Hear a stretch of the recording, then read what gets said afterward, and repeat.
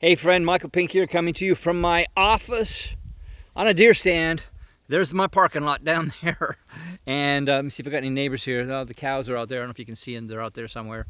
And I'm on my wife's son and his wife, Sabrina. Michael and Sabrina's 50-acre farm here in southern Mississippi. And no, I'm not hunting for deer, although I'm in a deer stand. I'm here because I don't have any cell phone service, so I can't get calls, I can't get texts. It's so beautiful. I don't even have internet here. Isn't that great? I mean, I can't get emails saying, although I usually shut it off when I'm working. Thing is, I don't have any of those distractions. It's kind of nice. I'm here to study things and observe something. And something I want to share with you, just a quick little thing for you. As I work from this beautiful place, it's got one of these swivel chairs, so I just can swivel around a little bit, which I'm not used to deer stands and all that kind of stuff, but here it is, 360 degrees as I make my way around this whole thing. And but one of the things I want to share with you is the way something works, the way anything works. Like you take a look at these trees that I'm in the midst of, right? And I love the trees. I love what I'm experiencing. I love being in the midst of, like, they're right there. And I'm looking at the wind and the systems, and I just want to share this thing with you. Anything that works, start with what God made, okay? Anything that God made has a system, has a way that it works.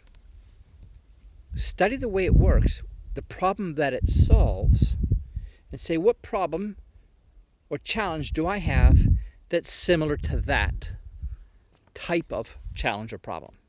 Tree's got to produce fruit. It's got to produce fruit because it needs seed, because it needs to multiply the franchise. It's got to grow the business. One apple tree is not enough.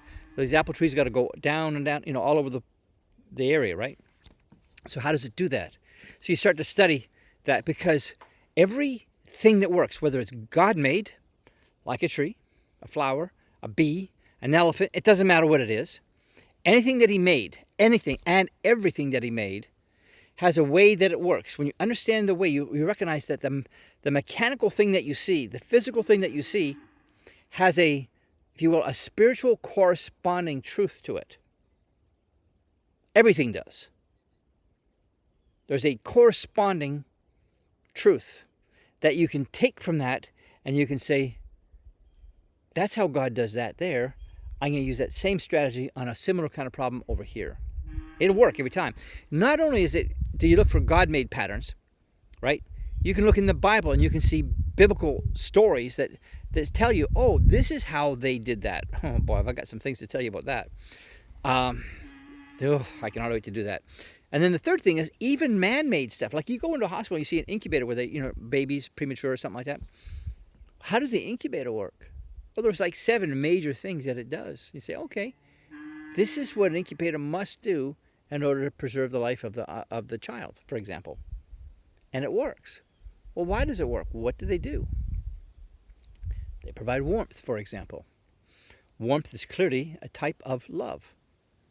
Okay, so if I'm going to incubate on an idea, it needs to be something that I love, something that I care about, something that matters to me. Inside an incubator, they have to maintain a certain amount of humidity so the skin can absorb the moisture, because they're not necessarily drinking, right? Well, moisture or water is a type in the Bible of information, of knowledge. Hey there, I'm trying to record something here, buddy.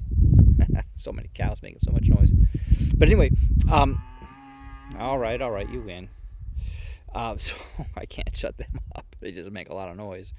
But that's a man-made instrument. So humidity or which is moisture, which is information, or there's other things that has to happen. 7 things, in fact, in total. Actually, maybe a little bit more, but 7 major things. And that's what makes the incubator work, save a life. So you think, okay, what are the things that need to incubate? Well, ideas need to incubate.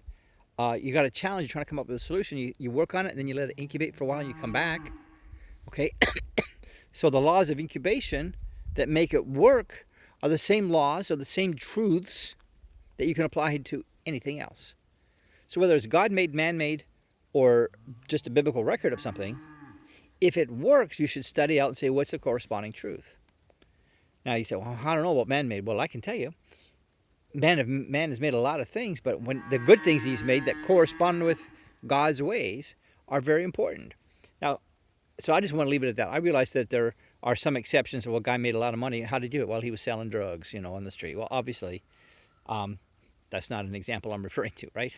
So, but anything that's consistent with God and his ways, you want to study. Anything that works, that does not have the negative repercussions, like being a drug dealer would have, or a bank robber, for example, you say, this works. Why does it work? Why does Starbucks work? Customer service is a big thing. The customer experience. Their goal was to have like a third place, if you will. Like you have your home, you have your office, and there's some place in between that you will visit and have a little bit of sense of community, meet with other people there. That's what Starbucks was meant to be, and it is. I don't care for a lot of things about Starbucks, their values and things like that, and so I'm not, elevating them up. I'm just observing, what did they do that works? Well, they put a high premium on customer service. It's not the only thing. There's a couple other things that they did right. You take Jeff Bezos. Again, I'm not a fan of his social agendas and all that kind of stuff. I'll say that. But he's got Amazon. What makes Amazon work? Well, he decided to, instead of focusing on the things that change and like trying to keep ahead of the curve, he said, I'm going to focus on the things that don't change, like quality, speed. Like you order it today, you don't get it 3 weeks from now. You order it today, you get it, tomorrow maybe even later on today, depending. Focus on speed. You focus on quality. Focus on the ease of the system. Like it's so easy to place an order, things like that. Those things never change. People want it to be easy. They want it to be fast. They want it to be good. Okay, he said, I'm going to focus on those things and improve them, which is what he's done. So, study the systems. I'm out here studying right now, but what I'm actually studying is I came out here because, other than that cow making a lot of noise, it's quiet. Maybe you can hear the rain falling. I hear just a little bit hitting the leaves. But it's so beautiful. And so I'm here to hear from him, see what he's got to say. And when I do, it'll be going out in a blog. All right. God bless you, and thanks for watching. Bye-bye for now.